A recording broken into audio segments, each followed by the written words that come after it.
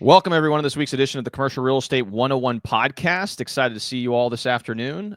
Today, we have a buddy of mine out of Florida. Actually, we got connected through Tyler Cobble's mastermind down in Birmingham, Alabama. It was really a unique experience. I've never actually been down to Alabama, so the fact that we were able to kind of see that city, and it's very comparable to our market here in Louisville, so it was kind of cool. And there's a lot of really great people down there, and one of them was Ray, and we got to talking one night when the hurricanes were coming or the tornadoes were coming through, and found out a lot about the things that he's investing in. And one of the things that I thought was really cool was some of the stuff he's doing on the retail side. So I figured we'd have you on and kind of talk a little bit about it. So Ray, welcome back. Well, welcome to the podcast, I should say. Thank you, man. Appreciate you having me on, man. It was definitely a great event. It was my first event with the mastermind, and I had a lot of fun, man. I met a lot of cool contacts out there, and obviously didn't get a chance to tool around Birmingham, but Mm-hmm. besides the hotel and around there. But yeah, I'd definitely like to go back and check it out for sure. Yeah, we had some brews in the in the hotel lobby when the tornadoes were coming through, Yeah, which that's right. yeah, it was fun. But yeah, anyways, I thought I'd just kind of dive in. But before we do, usually what we like to do is learn a little bit more about the person we're speaking to. So if you don't mind kind of sharing a little bit about your background, I think that'd be great. Sure. I think it kind of leads into kind of what I do now. So, me being born in Detroit, Michigan, and coming out to the Tampa Bay area in Florida when I was 5. Grew up here in the Tampa Bay area, kind of Sarasota, some parts Bradenton, but mainly in Tampa Bay. But kind of growing up, I was involved into my later years when I got into a teenager. My very first job was working at a flea market in the hot dog stand, basically. So that was my very first job, and it kind of introduced me to hospitality. So that's kind of what streamed into my career. I was bouncing around from construction and hospitality throughout my teenage years. And once I graduated high school, I had started at this restaurant and had been working there eventually like 10 years. But what really opened my eyes to a lot of traveling was opening these restaurants all around the US. I'd really never been out of Tampa Bay area besides Detroit at the time. So went to college for a little bit, didn't really work out for me. So I just kind of stuck with hospitality and construction. And when I was traveling around for this concept, it was called Hops Microbrewery. Mm. We had opened up probably about 40 restaurants that I were involved in throughout a 5-year span. That's what kind of took me out to Colorado to take over some concepts out there. And that kind of opened my eyes to a whole nother atmosphere. But made my way back in 2004, basically, and got my real estate license here in Tampa. And from there, I started out residential, kind of started with the whole model of just, trying to be a buyer or seller agent. That didn't really work for me. So I found some investors here in the area that were doing some low income housing, Section 8. And that's where we kind of evolved from there. My career started there. I did a ton of Section 8. I still do a ton of Section 8. I am working my way out of the residential market. But for me, starting in commercial about 2012 is when I bought my first office. And that kind of propelled me. I would keep finding new offices to buy, and then I would turn it into something else. And basically in 2015 is kind of when I started my hospitality career as a real estate investor, and when I started my own restaurant.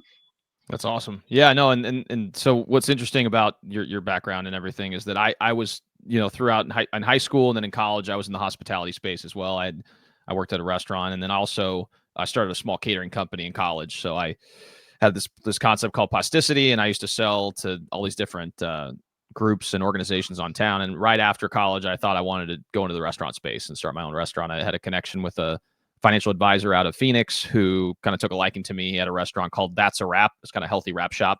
So I managed that for a little bit as I got some experience on the operational side, and I continued on to try to start my own venture. Realized it wasn't what I wanted to do long term, but that's kind of to your kind of not necessarily similar in the sense that you've been able to travel and open up all these different restaurants. So you got a really unique opportunity to see how the pudding's made, as they say.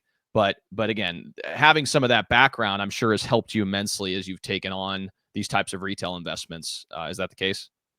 Yeah, I think the biggest thing I learned in there was kind of like the flow of restaurants. Mm-hmm. So for me in designing restaurant concepts now, I kind of understand one of the biggest things I look for is how is it going to flow throughout the Hmm. restaurant, from a customer experience, from a back of the house, front of the house experience. What is the flow of that? And that's what I was really good at. But what I had to learn is obviously the construction part. You know what I mean? Hmm. Finding money obviously to buy these deals, and then kind of, and after that, finding a tenant. So on the very first restaurant, I actually built my own restaurant. So I took it slow. This was a concept that I did. It was a New Mexican restaurant, actually. I was in love with green chili, and it's something that's only produced in New Mexico and part of Colorado.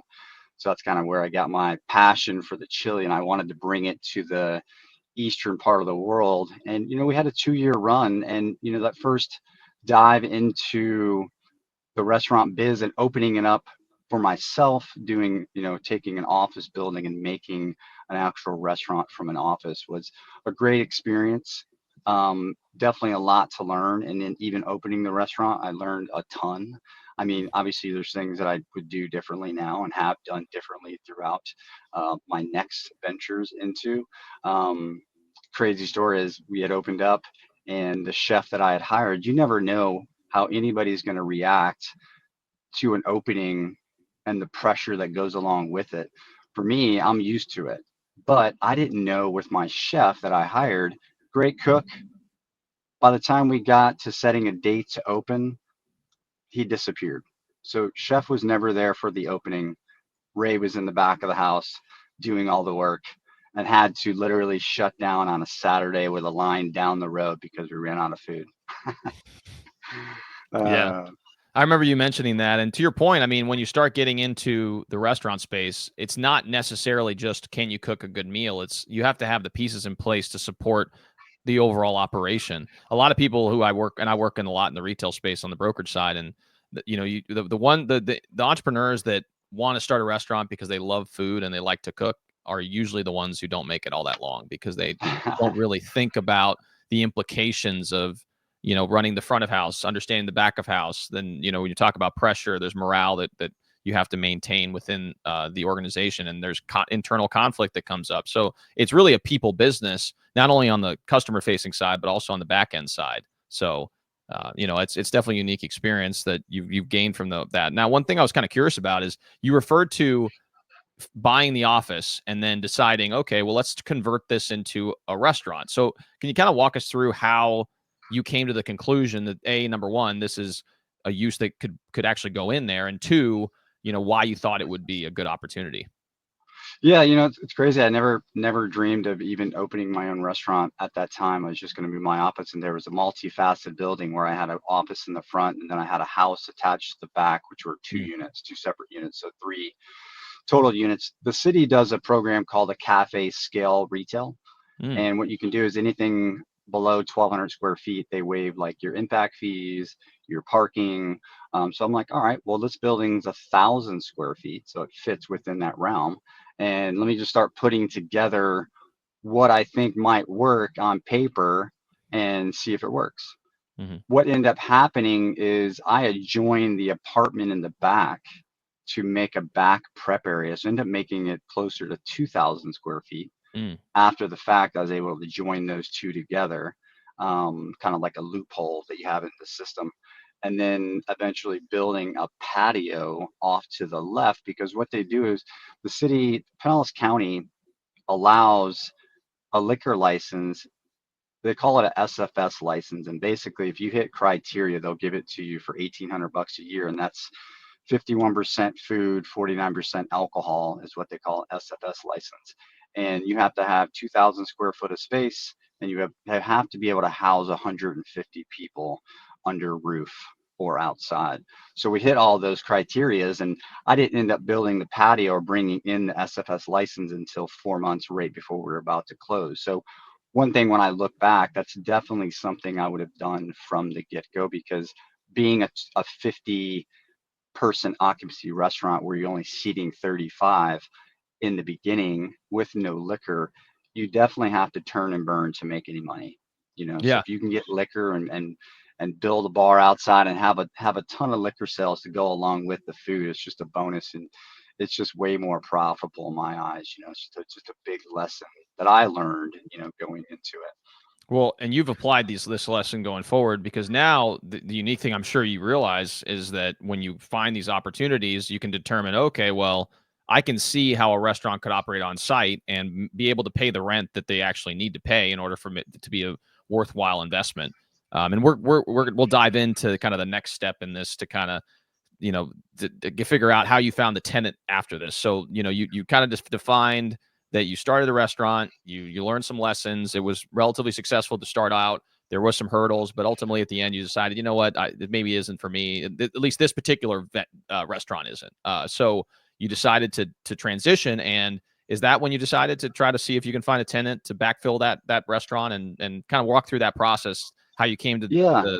the concept that ultimately went in, and what type of rent they were able to pay to offset whatever debt you had on the building? I think I had no idea because I'm still early on in the commercial real estate game, and I really, really didn't, because I ran the restaurant from the outside basically. So I had a chef, I had a front of the house manager, and on paper we hit budget for what I projected. But if I would have insert myself into the restaurant and run the restaurant, I could have made 80K a year, and been fine. But is that what I want to do? No, that's not what I want to do. I want to expand the restaurant. So for me, when I got to the point of saying, "Hey, I'm just going to have to shut things down and go a different direction," I was like, "Okay, well, what's the market bringing up here?" Because you got to remember, in St. Pete, 10 years ago, we had hardly any restaurants, any first gen restaurants, you Mm-hmm. know, or second gen restaurants. So it's more like, what's the starting trend? I don't even have comparables to see how much rent per square foot that I can even charge. But I knew I bought it at a price where it made sense. So I kind of set the tone and the record. I'm like, I have a full blown kitchen, full blown restaurant, full build out. You can bring in a liquor license. So I know I can demand a higher space or a higher rent per square foot if I can just find the right tenant. So basically, I got with a broker and ended up, he brought in a concept where two guys were just kind of coming together and putting up their own concept, and we got them in. I think at that time it was like $35 a square foot, triple net, and that was the highest we'd ever seen for my area at that time. Mm-hmm. Yeah, that's great. So, and part of this process, what was it something that they pretty much just moved in from day one and started operating, or did they do some build out to kind of get the space to fit their needs? Yeah, so basically they had a majority of everything they needed. I had built the patio outside. It was like 2,000 square feet. Mm, They ended up putting a full bar outside, and then just adding some touches and making their brand inside the restaurant. So, if I had to guess, maybe they put 50 grand, 45 grand into the concept to come into it. yeah. Um, and then the crazy thing is that they signed a lease. I think it was March 1st, 2002. And then COVID had started March 15th, was like when it just took off. So as they were going through and getting their CO and everything they needed to do, luckily we had the big patio outside, because if worse came to worse, we at least have seating outside and it's smaller inside. But they didn't know how they were going to tackle that, what they were going to do, what kind of food were they going to prepare, how were they going to do this whole thing. And luckily for Florida, we lasted maybe like 2 months where it was pretty stringent across the Hmm. board, and they ended up just opening up full blown. And just they've been, year over year, just crushing it. Yeah. Yeah, and that's great for you, because obviously the more successful restaurants are on site, then the better it is for you long term, because rents slowly increase with time and stuff. So that's great, man. And I was mentioning to you when we were kind of chopping it up in Alabama, I did something similar here. Not necessarily starting a restaurant on site, but we essentially had this building that we purchased in a kind of a burgeoning area of town, and we went through the rezoning process. So we took this property from office residential to a commercial use that allowed for some form of restaurant. It couldn't be a tavern, which is 51% drinks and 49% food, but it could be a restaurant. So up to 49%, I believe, of your total sales um, could be food or beverage related. So, we went through that process. I'm a broker in town, so I was kind of shopping it around to a bunch of different people as we are going through the rezoning process. We ultimately found a tenant, and now they're going to be opening up their restaurant on site. They've kind of built it out to suit their specifications. They did something. They're going to be doing something similar on site too. They're going to build out like an outdoor bar area as well, and similar type of thing where they put some money into the building, and I think they're going to be extremely successful there, and hopefully they stay there for many, many years. But again, you have a property that now is improved, and even for whatever reason something happens, you've got something that you can then market to the marketplace. And Yeah, as you know, go ahead. I was just saying that. Yeah, it's great.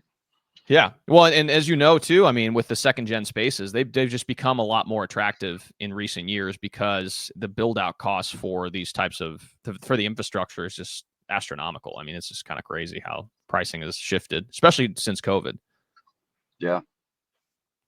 Yeah. So one thing I was curious about. So obviously that was one of the first success stories that you had. And then after you kind of had them up and running, and it seemed like they were doing well, did you then decide to say, well, let me see if I can try to replicate this type of model in other restaurants? Is that correct? Or other So properties? yeah, well, not exactly that model, but Hmm. it did open my eyes to when I was out looking at new types of building. Now I have a criteria that I am Hmm. aiming for Okay. to bring in that SFS license, the liquor part of it.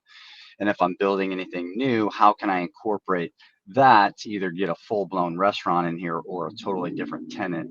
My next project that I actually had bought a house in 2015 that I rented out low income housing. It was a small 1,000 square foot house in the front and like a 400 square foot apartment in the back. And with that building, I bought it knowing the zoning was the same zoning as I just did my first restaurant, but it was off the main road on the back road. So I Hmm. bought that and then ended up converting that would be my second restaurant. This, even though I could put a hood inside of it, it just didn't make sense for me to do it at that time. So I shelled it out and I gutted the entire house, put in pretty much everything you need to do so someone else could come in and just put in their FF&E and open the doors. For Hmm. me, I found that most people can't really envision and the calculations of redoing a house and doing it the way that they need it. Really, your ADA is your biggest cost going through it, Hmm. and just putting in your bathrooms, your ramp, your parking, the whole nine. So for me, I figured I could get my highest dollar per square foot if I just build out the cost myself, spending about $50 or yeah, $50 a square foot to do so. So that's what it ended up being on the house conversions that I've done. And then finding tenants for these is a lot easier as well, because sometimes shop it without, with a rendering and a floor plan. Someone still has to come in and spend, 100 grand to redo the building. And I found that most tenants, it's easier for them to have money for FF&E and just open the doors right away instead of going through the drawn out process of permitting and Hmm. construction and knowing construction and the whole nine. So that was kind of the model approach that I kind of took from there. That's brilliant. Yeah, no. So regarding that change, because you were mentioning that you had this residential property that you'd rented out, and then you converted it not necessarily to a restaurant space. You didn't install the hood system, but you had some of the infrastructure in place to support someone coming in and putting in another additional XYZ amount of dollars to really make it into a functional restaurant. And maybe you had some renderings or whatever else to kind of give them the picture of what it could look like. Now, through that process, was there any I don't know how it is in Tampa, but are there any restrictions on not necessarily the zoning, because obviously the zoning was supported it, but was there change of use where you have to get kind of a plan submitted to the city about the fire escapes, and I mean just kind of being able to showcase that it is safe for the public? Is that similar the process in Tampa? Yeah, yeah, same thing. You go through the Yeah. whole gamut. You got to Mhm. do the change of use because obviously it's a single family house that was Mhm. where the zoning was changed whatever year it was. Mhm. So and then and changing the use, it just has to fall within the perimeters of what we're looking at. So something like that with restaurant space and being, everything always comes down to parking. Mhm. That's really the biggest thing I've experienced with anything is like you need parking and you have to work backwards from parking. So for me, in restaurant space being off of Central, they offer more programs on Central than obviously being one street off of Central Avenue, where it's 1 per 1,000 is the parking requirement. So I only needed one space for the restaurant, but you also have to have an automatic ADA parking spot as well. and then I had to have another spot for the tenant in the back. And the ways you can get around certain parking here, if you don't, let's just say I put in the ADA and I had the tenant spot in the back for the tenant, it fit perfectly within the dynamic of the way the house and the apartment were set up. But what I did is I threw a bike rack in the front, which Mm, gave me my extra spot moving forward. So that gave me the 3 spots that I needed. They'll also, if you're close within a quarter mile of transit, they'll deduct like zero point 0.4 off the total calculation if you were leaning one way or the other. Hopefully they would round down, but a lot of times they always like to round up. So that's very important when looking at these house conversions, that you have enough parking to do so. Again, you're going to be able to fit in your ramp, going up. How does that look? What's the flow of coming in and parking and getting your ramp? Is it taking away from space from the outside? Are people going to have a patio? So I'm trying to envision as much as I can, if it were me opening up the restaurant, because I'm like, okay, if I, and within this zoning, in the cafe zoning or restaurant zoning, they make you put in 2 bathrooms regardless. If you mm, go over 150 people, it's 1 bathroom per 75 people. So you're automatically putting in 2 bathrooms, 288 bathrooms, regardless of what you do. So that takes up a lot of room in the house. So where do they go? You know what I mean? So you're trying to find the best scenario for those as well. So I just basically, like I said, you gut these things out to the studs and they make you redo everything: plumbing, wiring, roof. You can get away with the same windows. It's not a big deal. But I'm just putting the bar where I think it would be. I'm putting the prep area where I think it would be, so I can set up all the 3-bay sinks, the hand sinks, the drains, everything you need to. So if they're coming in, they're not rearranging the space or spending more money than they need to. They're maybe just adding or tweaking a couple things here and there. yeah, and that's smart, man. Really, because and you know this with certain tenants. Like some tenants are very sophisticated, and they can come in and they can just start from day one and just make it work. But a lot of people, and I'm myself included, it's sometimes hard for me to envision how something can lay out. And even if it's a good opportunity, sometimes not knowing how to get from point A to point B can be that restriction that people kind of say, oh well, it's not going to work for me. But in reality, it can. It's just you need to maybe involve an architect or engineer or all these other things that maybe people don't really understand how that all works. So if you can simplify the process and say, hey, look, we're going to deliver this space in a somewhat ready condition. Obviously, there's certain things you still have to do as the tenant to get up and running, but it's a much more compressed process than it would be otherwise. You're kind of thinking ahead, and I'm sure that's helped with filling the space. I mean, did you have a lot of downtime after you delivered a kind of the white box space with the renderings? No, I mean, permitting usually takes, I mean, on this one, I think it took us a little over a year to kind of get things complete. Mm-hmm. And then luckily, the broker that I use, she had a couple, it was like two guys that were looking at the space across the street. They didn't like that one, so she brought him over here, and literally, I think it was gone in like maybe a total of 2 months that we had it on the market. Wow. Yeah, Just got that's you got to really good. remember, is like, if I look in St. Pete right now, there are probably 7 restaurants on the market to be leased. Mm-hmm. So it's a space that if you have something decent, you know, I feel as if St. Pete likes the nostalgia Mm-hmm. of these houses, these old houses. I think they can relate. I think people like to sit on the porch. I think they just enjoy like the old historic part of St. Pete and the area that we're in. I think that helps sell. And then you're trying to find a tenant that matches with kind of the vibe. So in this particular tenant, it was a Japanese sake bar. So they would Mm-hmm. do small plates and they do pop-ups, live music.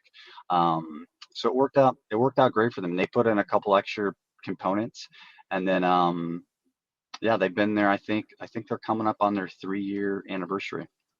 Wow. So That's typically, amazing. what I like to do and what I've learned is, if somebody's coming in and doing a full blown build out, then hey, I can give you a longer term lease on your and say it's a 5-year or 3 5-year options, because they just Mm-hmm. dropped 250 grand to rebuild this building, which I just did on another building. Or if I'm building it out like these smaller houses and restaurants, I want them to succeed as well. So I'm looking at a 3-year with a 2-year option. Mm-hmm. Plus, in 5 years, the market, like during COVID, we went from, a base rate here to a base rate, you know, 10 points higher, Yeah. just in the course of a year. I mean, maybe it's 40% if you're looking at certain metrics, you know what I mean? So you don't know, that doesn't happen all the time, but you want to be ready for turns like that. You just never know what's going to happen, you know? So, Yeah. Yeah, just giving yourself flexibility, because to your point, if let's say the base rate 30 is $35 now, which maybe is a good rate, but in 5 years, if the market just continues to boom and now market's 45, if you lock yourself in at the 37, let's say with the 3% bumps, then you're kind of missing out on some of the market, rates. So usually, I agree with you on that front. Like usually the options typically benefit the tenant, because the tenants don't have to exercise the option. But if in fact the rates are higher or elevated during that period of time, they can exercise it and then obviously lock themselves at a lower rate. So giving yourself some flexibility as a landlord is super helpful. So correct. that's great. So curious about, we'll highlight kind of the decision tree for deciding that particular concept was one you felt would be a good fit. So that kind of, I appreciate you sharing that, because I agree with you in that different markets have different vibes, right? And especially different areas of town are going to have different vibes. So there's going to be different concepts that may work better in certain areas than others. We have this location here called the Highlands, which is kind of like a hipster, like more kind of local type of concepts that really do well in that market. So if like a national were to come out and be like, hey, I want to be dead center in this particular area, maybe they could succeed, but the likelihood of them doing so is probably lower than if they were in a, major shopping center in one of the major trade areas, because that's kind of the clientele that is attracted to that particular space. So I appreciate you sharing that in this particular market that you're in, that the old timey type of vibe is the one that tends to, it tends to attract people, and people are attracted to that type of that use, or not necessarily use, but they have that type of vibe when you go to that area. So obviously being strategic about the tenants that you ultimately work with is a good fit. So I'm Yeah. just So, curious. Go ahead. oh, sorry, go ahead. No, I was just curious about how you came to that realization about the tenants, because sometimes you can have a restaurant user come to you and say, hey, I want to release the space, but maybe the concept you don't think is just going to work there. So how do you come to that determination? Man, and it's kind of funny because when I look back at the first restaurant, I was like, I'll take anything, Mm-hmm. But I think as the neighborhood has changed and there's been a certain vibe, it kind of has grown on me, and I'm like, okay, well, maybe my niche is finding niche tenants that fit the kind of style and vibe that I'm trying to create. So let's Mm-hmm. look for unique things that fit the area. It's like Mm-hmm. I'm not gonna throw a McDonald's in here; it just wouldn't do anything. You know what I mean? Mm-hmm. So finding these tenants, it was just so weird in the beginning. I'm like, I'll take anything. And I was so close to signing a lease. I had owned my restaurant, the office next to it, and then the lot on the corner. So I had 3 lots on a main corridor. Mm-hmm. And I was going to lease it. This guy has a concept that was called Parks and Rec. Mm. And it's basically like a kid playground, right? Video games, all kinds of outdoor activities. But he wanted to make an adult style one up where I was. So he wanted to rent all 3 lots. Mm-hmm. And I was so close to signing. I just came to a couple things where it was just kind of non-responsive toward the end, and we didn't end up signing that lease. And I'm so happy that I didn't, because I was able to subdivide that lot at the end and sell it off. And then I was able to have my office in the other one, right? Mm. Which later into concept of the restaurant that came, or the concept that came into my restaurant, the first one, they ended up just leasing my office. 2 years ago, we signed a lease. I gave them 9 free months of rent. They Mm. paid for the entire build out, but they don't know what they don't know. It's their first build out, right? And I gave them only 9 months and a roof. That was it. Mm-hmm. They just opened the doors last week. I mean, it looks Wow. amazing, and they've I just been bet. crushing it. You know what I mean? But Mm-hmm. it's only 800 square feet, so it made it more like it's called Slim Charmer. They Mm. made it more like a cocktail bar, which we don't. Our nightlife in this area kind of shuts down. Besides, a couple certain bars, but they wanted a higher end cocktail bar that could stay open till 11, 12 o'clock. You know. Yeah. So these tenants have all correlated together in this sector where you're creating, because you got to remember in 2015 there was kind of no vibe up here. So Mm-hmm. now that you're sensing and seeing the style of tenant that's coming in and what people are looking for, they'll pay a premium to be in this area now. That's awesome. So that was, and was that your third Was that your third concept that you were So just that was the describing? fourth one. Okay. What about the Yeah, the third? third. Let's walk through the third and fourth, because I love getting these case studies out so people can kind of see like how this could Yeah. potentially be replicated, you know? So the third one, and I live in this area as well, so I Yeah. can walk to all these concepts. So I'm out riding my bike and I saw a sign in the ground 2 houses away from me, and I'm like, oh wow, I haven't seen that on the market. So I called the lady and she answers. She's like, oh, we haven't posted it yet. She's waiting for one more thing. It's going to go online. I'm like, well, can I just make an offer? Hmm. And she's like, well, okay. She's like, what do you want to offer? I'm like, I offered, I think, exactly what she was asking. And then the next day, we are still negotiating. She still went live with the property. And I don't know to this day if she used a tool on me, which everybody uses on everybody. She's like, hey, I got another offer. You know, they're offering 450 instead of 380. And I'm Hmm. like, do you want it? I'm like, yeah, I still want it, but I want to work out some terms. I'm like, Hmm. ask the lady if she'll hold financing at 80% and I'll put 20% down. Um, she goes back to the lady. She's like, all right, well, I'm open to it, but give me some background on, the buyer. So I had told her and gave her some references about my restaurant that I opened and some other things in the area. And the lady, her wife, who ran the office at this particular location, used to love my restaurant, and she had always wanted to see a cafe in that building. So Hmm. it's a crazy story. We ended up signing, inking up the deal. She held a note for 3 years at 7%. That was 3 years ago, so I just paid her off. I ended up about a year and a half on this one, just kind of slow rolled the renovation on this one. It was a little bit bigger, 1,200 square feet, but this zoning was actually called what they call mercantile. And Hmm. mercantile is mainly retail, but they allow 25% of it to be a small bar. So, for example, say you're a wine bottle shop, but you have a small bar where you can serve some of your wine to be, people can taste wine, and you can have small plates as well. So ended up, like I said, closing the deal. And this one particular, when I drew out the plan, I could only show, I think it was 6 total seats on the plan. But once you close out the permit, you can kind of add tables outside, add some into the inside, as long as you have retail stuff that you're selling basically, and Hmm. it's mainly retail stuff. So that ended up working out. I found a tenant, I think within the first 3 months. It's called Pistol House. And what they Hmm. are is a flower wine bar. So flowers are supposed to be first, that's your retail. And then they're a wine bar after that with small plates. And the crazy thing is they're actually, I asked them this, it's been about a year since they opened. And right now their sales are 50% wine, 7% flowers, if that gives you like an idea of how Hmm. much they're not selling and what they are selling. So, you kind of learn as you go, even for them. This was you want to vet people coming in. And I've done the last two places, I've taken in first time restaurateurs. And as long as they can present to me something on paper where it makes sense, a business plan where I can see exactly, because I know your rent, if I can throw that in there, where are your true costs at and how much money are you really making? And can you survive on that? Hmm. And what does it look like in 5 years? So luckily for them, they've doubled their projections the first year in this Pistol House flower shop.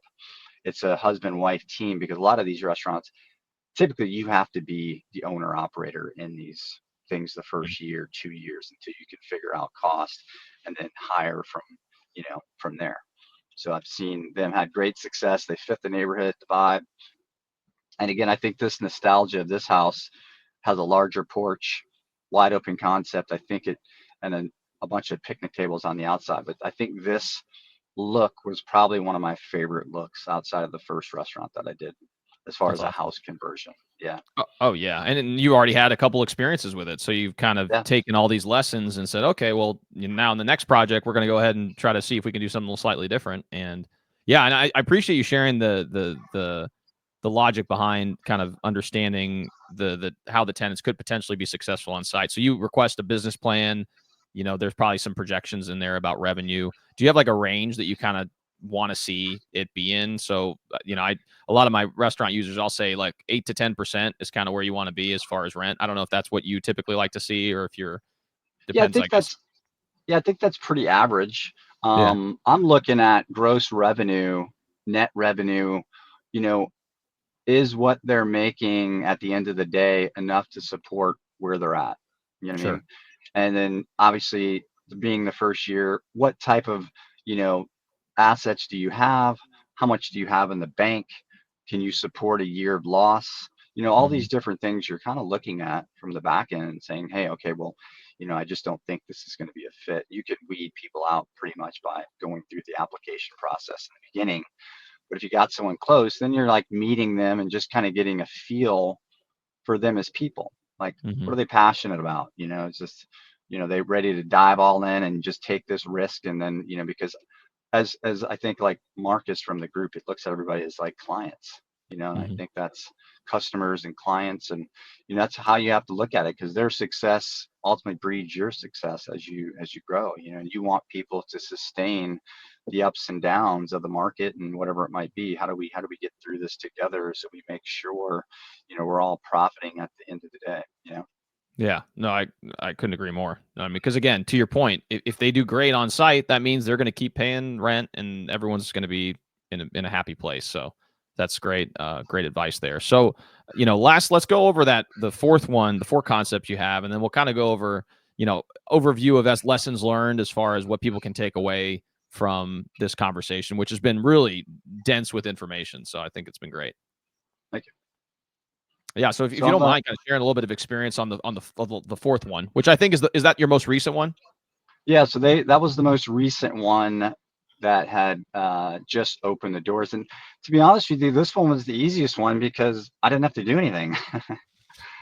So Right. on this, lessons learned for me were great. There's none really to learn, but for the tenants and the people and the two guys, because what happened was, since that office building adjoined the other restaurant, what Hmm. they did is they carried over and just called it an extension of the Mm. current restaurant. So So they what were that already your allowed tenant. them, They were already your yeah, tenant. They just moved. Got it. Got it. correct. So they just said, hey, we're going to extend Wild Child, that's the Hmm. name of the restaurant, on paper, Hmm. so we can use the liquor license in this concept as well.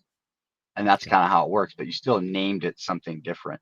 But they have to work within the confines of 51% food, 49% alcohol in both of the concepts, So they can and I think, distribute, but they can distribute that. So let's say they make, 100, 500 grand, they could assign 200 grand, 250 grand to drinks on this concept and 250 grand to drinks on that concept to offset. Is that correct or no? well, you can't really do it that way because it's in real time, Oh, got it. Okay. because as you're logging things in daily, it's converting to your percentages. You know what I mean? Got But one trick of the trade that I saw a lot of the national chains do when they came out with this is they end up selling their liquor license for 500 grand. it. Like, Hmm. let's call it Applebee's or Outback or whatever it might be.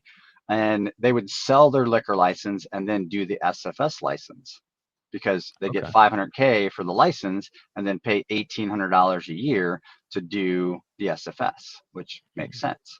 And one way around, kind of, let's say you get to the ratios of 51-49, you're like, holy crap, I got to figure something out because we're just crushing it in alcohol.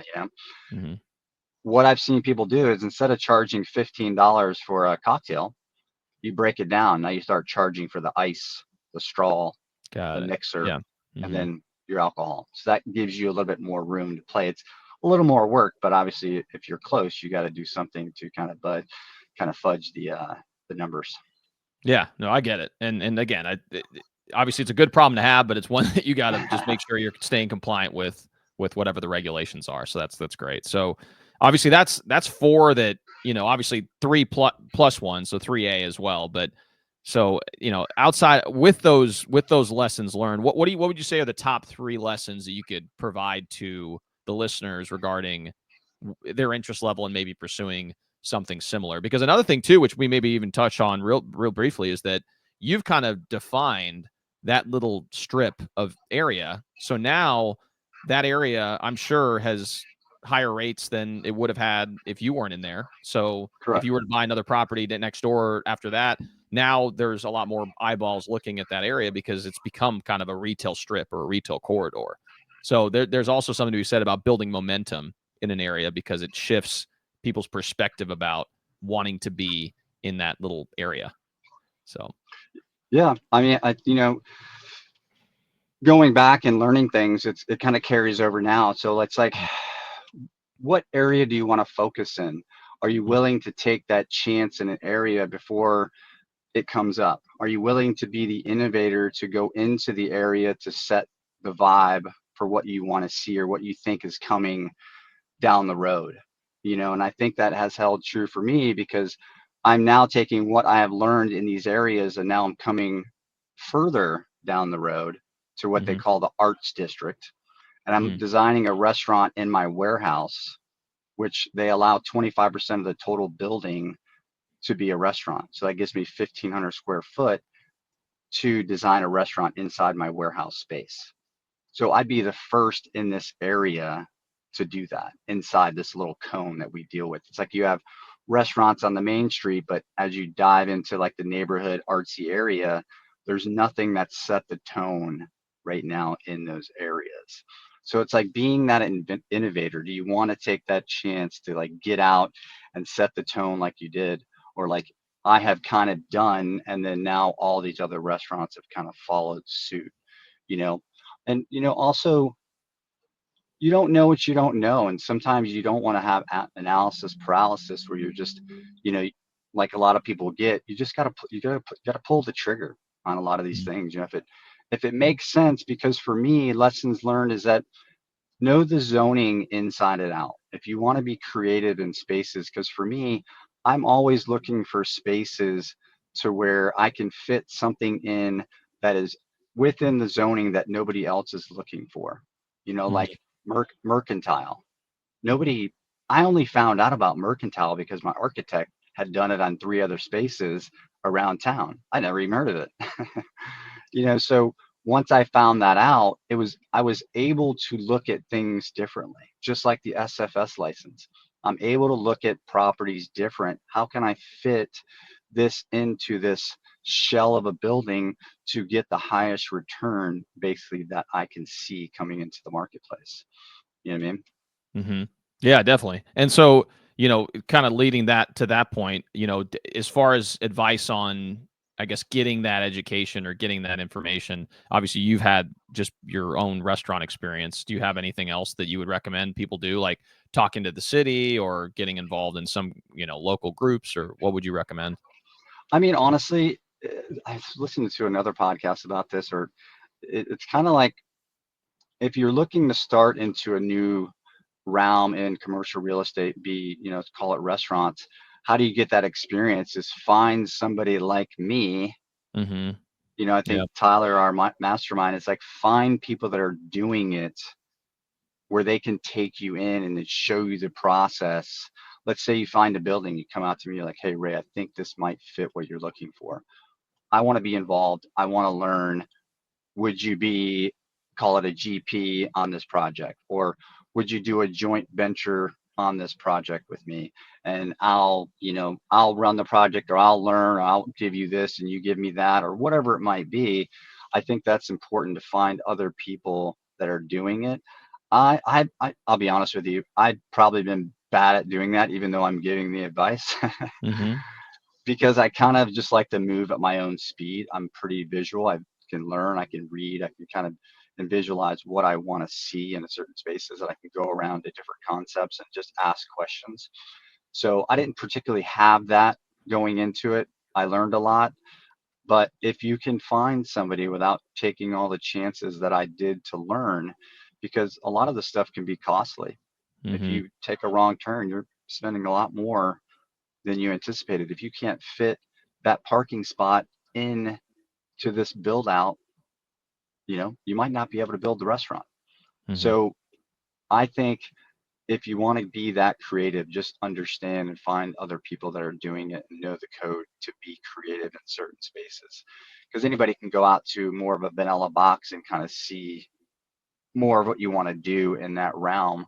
If you have a big strip center with parking, you have all the parking you need. It's just finding the tenant that wants to fit and kind of be in a strip mall. Hmm. I'm just not a fan of strip malls, I guess. I Hmm. mean, there's nothing nostalgic about it really, you know, because for me it's not about the money. It's just finding, connecting, and building a legacy kind of in my area that I want to, be able to leave. You know. Yeah.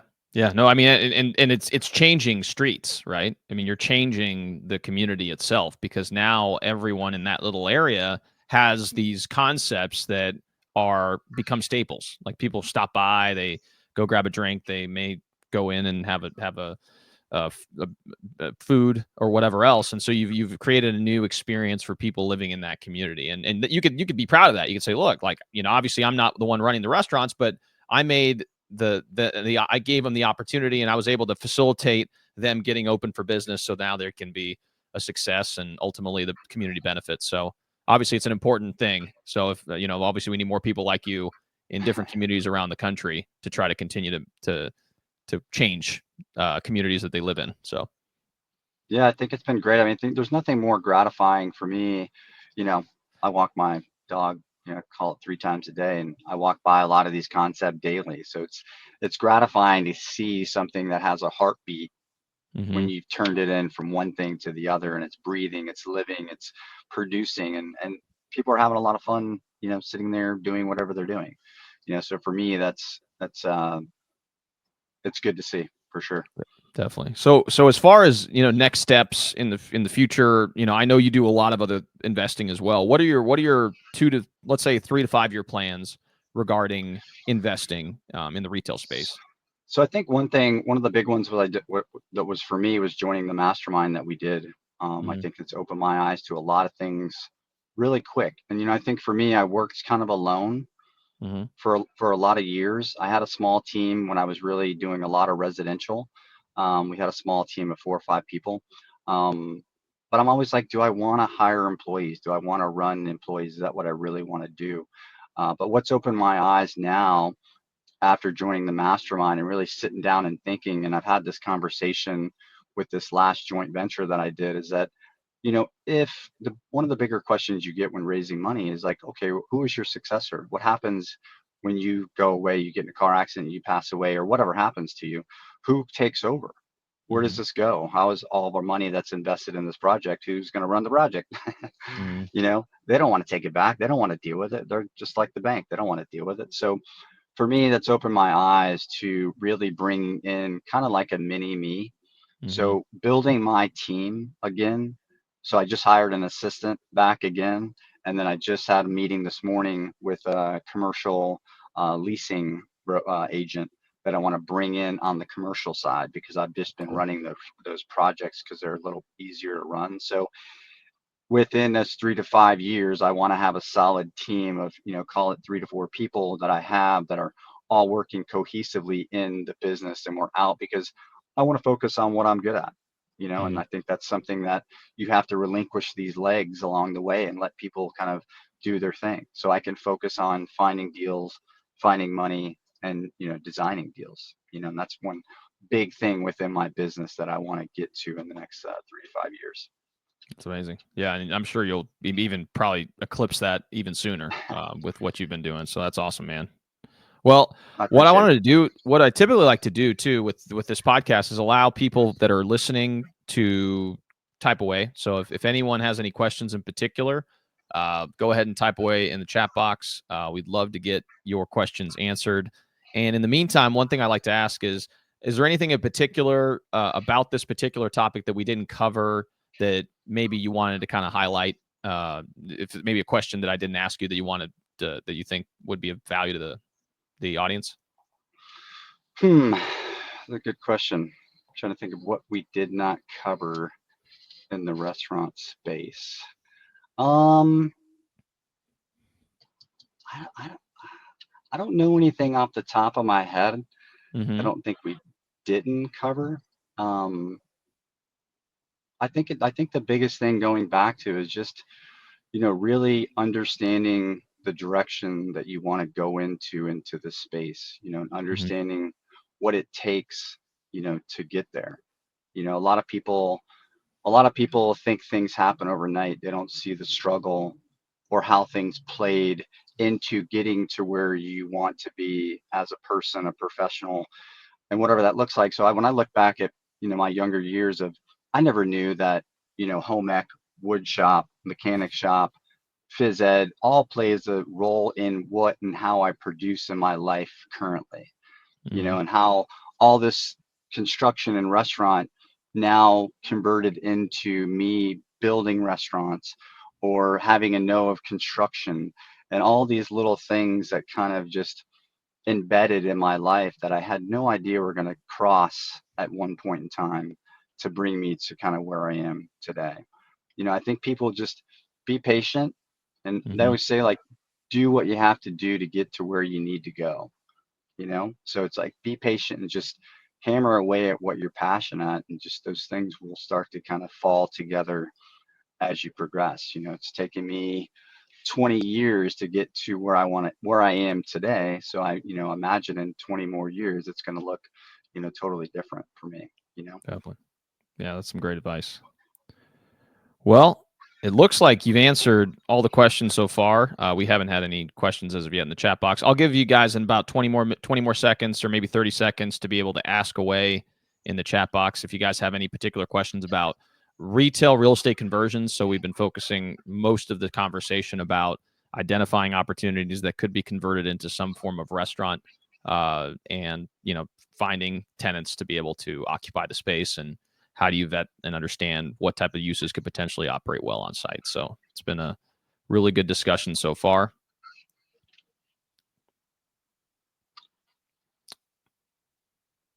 Chat away. Chat away. All right. Well, I'll go ahead and we can wrap it up. But I think it's been a really good conversation, Ray. I think, I as someone who's this is something I'm extremely interested in myself. I've been able to do something slightly similar on in my local market, and I hope to try to replicate it somewhat here locally. And I think it's an untapped, not necessarily untapped, but I do think that it's a good medium like this to be able to talk about different ways to be able to add value to commercial real estate, because you see a lot of these podcasts out there that talk about multifamily development. You talk about residential development as far as conversions into Airbnbs, but as far as retail real estate and restaurant and even industrial, which I know we went to the conference down in Alabama where we talked about flex space, like all these types of ways to be able to develop a property or bring a property to market that has a unique value proposition for a particular user that then you can help provide some value. I think that's definitely helpful. So, all right. So Will, he asks, how do you hold the GCs accountable for fit ups? Did you ever deal with cost overruns? Well, maybe that's something we didn't talk about. Yeah, that's true. Well, I I am the GC, so if anybody gets mad, I'm the one who's getting mad. So basically, what I do is I have a long-standing friend, GC, and he allows me to use his license. Hmm. So I'm the one designing everything, pulling all the permits, working with the architects. So for me, I'm the one. If anything goes over cost, I'm the one dealing with it. So I haven't had great experience in having a deal with that yet. As I progress, that's another thing I'm going to be adding to my team, is finding someone that can run the project. So that will be a thing in the future. But for right now, it would be me being angry at myself and dealing with it eternally, basically. Yeah, I'm sure that already happens, right? You're your own Yeah. biggest critic, as they say, right? Yeah. That's funny. But I Great, think great I question, think Will. I think if I had to answer that though, I think if you're dealing with a GC, my thing in life is communicate beyond communicating. Just make sure you have all your I's dotted, T's crossed, and that you have everything in writing and you're talking through everything. Like, have Hmm. a plan. This is the budget. Things are going to happen. Are we going to go over cost by 10%, 20%? Build that into your budget, and and hope for the best. But I think you can get away with a 10%, you know, 20% max overrun might be high depending on the cost of the build. But I mean, I think a 10% should be pretty average. So build that in, and then, obviously, if you're going over for a change or whatever it might be, if it's something you did or it's something the architect asked for or the city came back and flagged you for, it all has to be worked out at the time that it happens. But make sure that you cover most of your bases on the plan up front in the proposals coming into you. So make sure that everything is talked about to a T. So there aren't any surprises like, hey, I didn't say that, or I didn't see that. So, and you do come across that stuff, more than you'd like, honestly. Yeah. Yeah, passing the buck, but to your point, if you communicate and make sure everything's in writing and everyone, check-ins and make sure everyone's on the same page, you minimize that. Obviously, you can't eliminate it completely, but it helps to minimize the impact that something like that could have on a project. So, For sure. that's awesome. Well, Ray, I really appreciate your time. Like I said, it was really great to meet you down at the conference, and I'm looking forward to staying in touch. And who knows, I'm sure I'll be in Florida at some point. I'd love to be able to connect and maybe even go to one of those concepts that you have. But Well, I'm gonna go ahead. real quick. I'm gonna be. I think I told you, maybe Mhm. forgot, but Barrett. I'll be in Louisville next week. Oh, you will? Well, then, Yeah, dude, so we got to get together. yeah, so I'm coming up on Thursday to Monday. I leave Monday morning. I have doing that Kentucky Derby race, the running Oh, race cool. Yeah, up there. So try to connect and come out and see your guys' project while I'm there, like on a Thursday or Friday. Once I get in, yeah, I'll touch base with you yeah. guys. We'll go grab drinks or whatever, right? We'll go get some food or whatever nearby. I'd love Yeah, to, man. that sounds Yeah. good. See, this is what happens when you reconnect, right? So. Yeah, right. That's awesome. So if people want to learn more about what you do and maybe even get in touch with you to learn more about maybe even investing with you in the future if projects do present themselves, what's the best way to do that? I mean, honestly, right now, and funny you say that, because that's another thing is the personal brand that I kind of haven't and want to build right now. Like I said, I just kind of been a hermit doing my own thing and just kind of working undercover. Hmm. So in all honesty, I'm not a huge social media guy. Hmm. So for me, it was just being in contact through my email, which is rayrealestate@gmail.com, Hmm. or my LinkedIn at Raymond Smith. Perfect. Yeah, and we'll make sure to include that in the show notes. And obviously, we obviously appreciate your willingness to even just get together or share any information with people. We have the makeup of this audience is kind of unique. I mean, we have a lot of commercial brokers, investors, real estate professionals. So we've had attorneys and construction professionals and people even in the title side of things. So it's a very broad mix of people in the commercial real estate space. So a Gotcha. lot of the people who listen understand the lingo and can kind of share some. I mean, learn obviously can learn very much from you. So we'll make sure to include that in the description on the YouTube channel and also on the podcast. So, all right, Ray. Well, thanks again for your time. I'm looking forward to seeing you next week. But if you guys are watching this on YouTube, please like and subscribe. It makes a big impact in our ability to reach a broader audience. And along with that, if you guys are listening to this in Spotify or Apple Podcasts, please leave a 5-star review. It does make a big impact, and we greatly appreciate the support. So thanks again so much for tuning in, and we'll see you all next time.